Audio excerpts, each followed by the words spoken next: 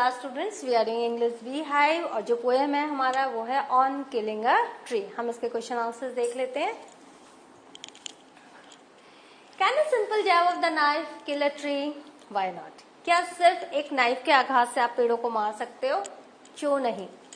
No, a simple jab of a knife cannot kill a tree because it takes many years for a tree to grow and rise out of the earth. कि सिर्फ एक जैब of knife से आप इस tree को खत्म नहीं कर सकते, क्योंकि इसने बहुत सारे साल लिए हैं अपने ग्रोथ में।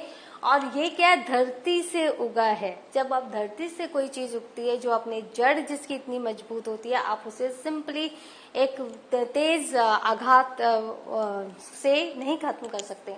मोरअबा only a chop cannot kill it. और अगर आप इसे खाली चॉप कर दिया तो भी ये नहीं मर सकता, because it will slowly rise again, क्योंकि इसमें ऐसी क्षमता है, ये फिर से बाउंस बैक करता है और ये फिर से खड़ा हो सकता है and grow to its original size. और इसमें फिर से टहनियां आएंगी और ये फिर से अपने फॉर्मल साइज में आ जाएगा।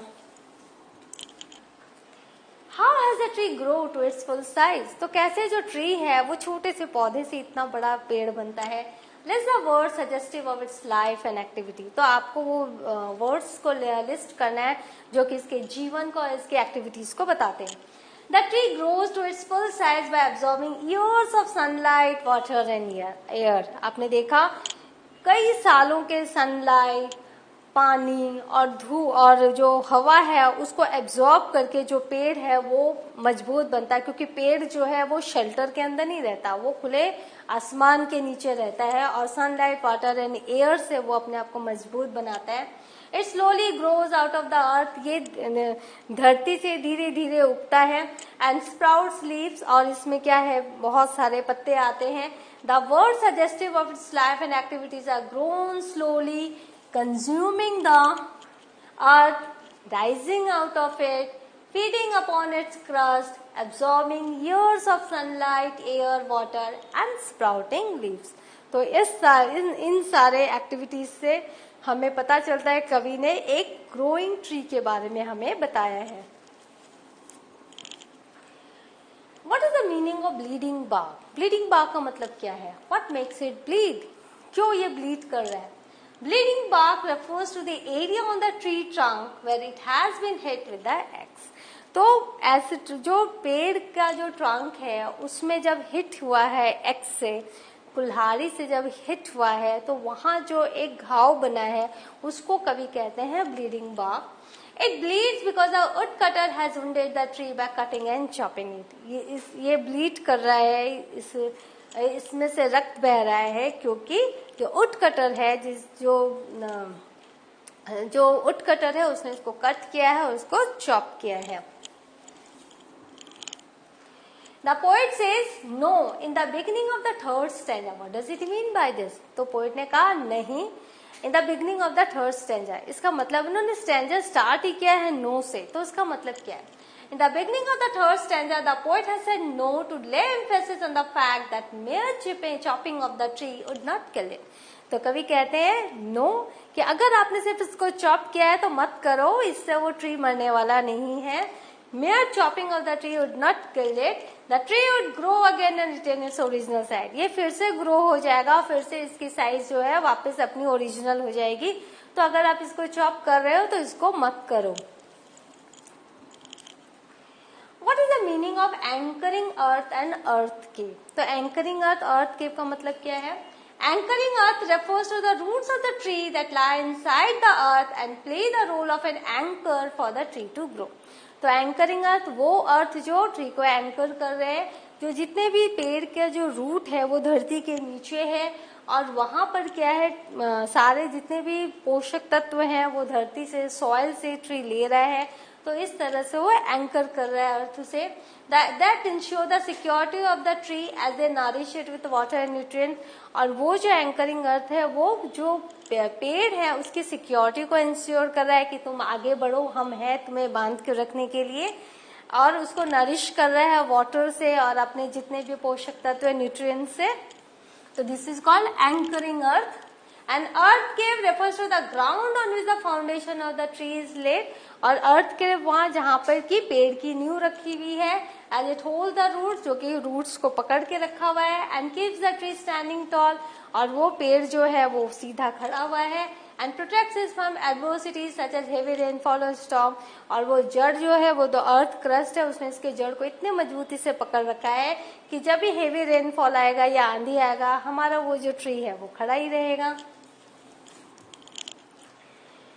What does he mean by the strength of the tree exposed? तो strength of the tree क्या है? वो जड़ है, उसको आप expose कर रहे हो, आप उसको खुले में रख रहे हो, तो इसका मतलब क्या है? The strength of the tree lies in its roots. सही बात है, जड़ जितनी मजबूत होती है, मतलब फाउंडेशन जड़, तो वही उसकी स्ट्रेंथ है पेड़ की, which the poet asks to snap out in order to kill the tree. तो पोएट कह रहे हैं कि अगर ट्री को मारना है ना, तो वैसे उसको चॉप मत करो, जड़ को ही निकाल दो, तो पेड़ अपने आप मर जाएगा। Thus the phrase the strength of the tree exposed refers to the roots of the tree being exposed to sunlight and air. तो और इसको जब आप उसको जड़ से उखाड़ रहे हो और इसको ऐसे ही खुला छोड़ दो, तो जो सनलाइट और जिस एयर से उसको पोषण मिलता था, वही सनलाइट क्या करेगी, उसको स्कॉच कर देगी, उसको मार देगी, और जो एयर है जो पहले इसको हील करता था, उस धूप से बचाता था, वो एयर भी अब उसके किसी काम नहीं आएगा, क्योंकि इस तरह जो ट्री का जो सॉफ्ट पार्ट है वो हार्ड हो जाएगा, व्हाइट पार्ट है वो ब्राउन हो जाएगा, और जो ट्री है वो मर जाएगा। What finally kills the tree? Tree को फाइनली कैसे मार सकते हैं? The tree is finally killed by the uprooting of its root. अगर आप जड़ निकाल दो तो ये ट्री है जो फाइनली वो मर जाएगा। When the roots which have anchored it lying hidden in the earth for years are dug out, the tree's strength is exposed. तो हमारे अंदर हम, आपको पता है इस पोएम में ट्री मतलब हम ह्यूमन बीइंग, हमारे अंदर जितनी ज्यादा स्पिरिचुअलिटी रहेगी हम उतने ही मजबूत रहेंगे, वही स्ट्रेंथ है हमारी। बाहर जितने भी हमारे ऊपर आघात हो, अगर हम अंदर से मजबूत है तो हम कभी भी हम नष्ट नहीं हो सकते। तो यहाँ पर यही कहा गया है कि वो जो रूट्स हैं जो धरती के अंदर छुपे हुए रहते हैं कई सालों से, और उनको अगर आप डग आउट कर देते हो, आप उनको निकाल देते हो, तो जो ट्री की जो स्ट्रेंथ है वही एक्सपोज हो जाती है, वही खुले में आ जाती है, and this leads to the death of the tree, और यही जो है ट्री के डेथ का कारण बनता है। It dries up after it has been uprooted, इसको अगर आप अपरूट कर दिया आपने तो ये सूख जाएगा और ये मर जाएगा। How can you say that a poem is a thought-provoking poem? आप कैसे कह सकते हो जो ये पोएम है ये विचारों को जन्म देता है, thought-provoking पोएम है। The poet depicts a series of qualities in varying manners, including toughness, ability to bounce back, selfishness, arrogance, growth and nurturing. तो जो पोएट है उसने क्या किया है, कई सारी क्वालिटीज बताए हैं ट्री के, और बहुत अलग अलग तरीके से बताए हैं। जैसे ट्री में टफनेस है, उसमें जो रेजिलेंट पावर है, एबिलिटी टू बाउंस बैक है, वो आघात सह के भी फिर से खड़ा हो सकता है, उसमें जो है वो ग्रोथ है, उसमें नर्चरिंग है। लेकिन वही ह्यूमन बीइंग है जो उसको काट रहे हैं, वहां पर सेल्फिशनेस है, वहां पे एरोगेंस है। तो इन सब क्वालिटीज को पोएट ने इस पोएम में डिस्क्राइब किया है। The cruel and painful last stages of the death of the tree when the roots are pulled out and exposed to conditioning.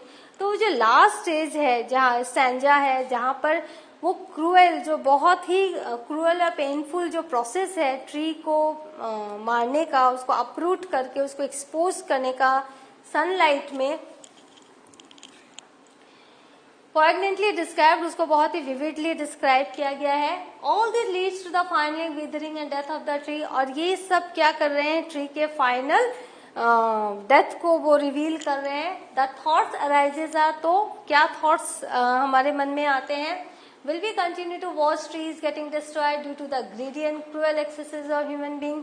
क्या हम इस पोएम को पढ़ने के बाद भी हम क्या मूक दर्शक बन के देखते रहेंगे उन लोगों को जो ग्रीडी हैं, जो क्रूएल हैं, और जो हमारे जो पेड़ हैं उनको नष्ट कर रहे हैं, काट रहे हैं। What are your thoughts? आप क्या सोचते हो? What can you do? आप क्या कर सकते हो? तो जब हम ये पोएम पढ़ते हैं तो एक अंदर से एक इच्छा होती है कि नहीं, हमें ट्रीज को बचाना है, हम ट्रीज बचाएंगे तो ही हम भी बच पाएंगे। So what have we learned? We have learned through this poem कि हमें पेड़ों को बचाना है, पेड़ों को नष्ट नहीं होना है, हमें अपनी स्पिरिचुअलिटी को बचाना है, हमें ज्यादा मटेरियलिस्टिक नहीं होना है और हमें अपनी जड़ों को मजबूत बना के रखना है। हमें किसी को ये अधिकार नहीं देना कि वो हमारी जड़ों को उखाड़ सके, हमें अपनी जड़ से उखाड़ सके। So in the next session I will be with a new chapter. Till then, go through the poem, all the answers. Please learn that. In the next session I will meet you again. Thank you.